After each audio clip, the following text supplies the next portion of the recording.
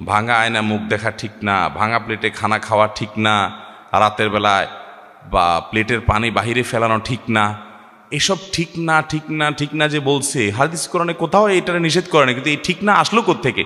আমি চিন্তা করে মাঝে মধ্যে এটার উত্তর পাই। আমার কাছে মনে হয়, আমার ভেতর থেকে উত্তর আসে এটা, যে মনে হয় কোনো সময় মুরব্বীরা মনে করছে রাতের বেলায় পোলাপান নখ কাটতে গিয়ে অন্ধকারের মধ্যে, আগে যোগে আপনার বিদ্যুৎ ছিল না, আপনার হারিকেন মোমবাতি বা চেরাগের লাইটে, নিবু নিবু লাইটে নখ কাটতে গিয়ে আঙ্গুল কেটে ফেলতে পারে পোলাপান, এই জন্য মাসালা বাহির করছে রাতে নখ কাটা ঠিক না।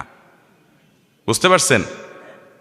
তারপরে যায় আপনার রাতে যদি পানি ফেলেতে যায়, তো এখন তো আর ফকফকা লাইট তখন ছিল না, অন্ধকার ছিল সব, দেখা গেল কেউ আসতেছে তার গায়ে পানি পড়তে পারে, এই জন্য একটা মাসালা বাইর করে দিল যে রাতে পানি ফেলানো ঠিক না।